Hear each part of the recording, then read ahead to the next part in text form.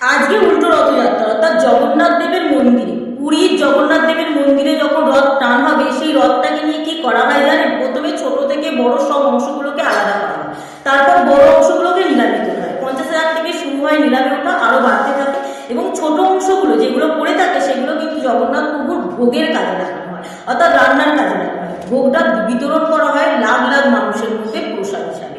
আর সব থেকে বড় একটা ঘটনা আছে, জগন্নাথ প্রভুর রথ, পুরীর জগন্নাথ প্রভুর রথ যে দড়ি দিয়ে টান হয়, সেই রথের দড়িটা যদি আপনি একবার দর্শন করতে পারেন বা টানতে পারেন, তাহলে কিন্তু আপনি জন্ম বা মৃত্যুর বন্ধন থেকে মুক্তি পাবেন। কেন বলুন তো? একটা ঘটনা, শঙ্খচূড় নামে এক রাক্ষস ছিল। একবার সেই রাক্ষসটা জগন্নাথ প্রভুকে অপহরণ করতে এসেছিল। সেই সময় বলভদ্র সেই রাক্ষসকে বধ করেছিল এবং তার পিঠে শিবডানার হাতটা দিয়ে রথের দড়ি তৈরি করে জগন্নাথ প্রভুর রথের দড়ি টান হয়েছিল, অর্থাৎ জগন্নাথ দেবের রথ টান হয়েছিল। তাই সে যত বড়ই রাক্ষস হোক না কেন, শঙ্খচূড় যত বড় রাক্ষস হোক না কেন, বলভদ্রের হাতে যেহেতু তিনি বধ হয়েছিলেন, তাই জন্য সেই রথের দড়ি যদি আপনি একবার দর্শন করতে পারেন বা টানতে পারেন, আপনি কিন্তু জন্ম মৃত্যুর বন্ধন থেকে মুক্তি পারেন। অর্থাৎ সেই রথের দড়ি খুব শুভ বলে মনে করা হয়।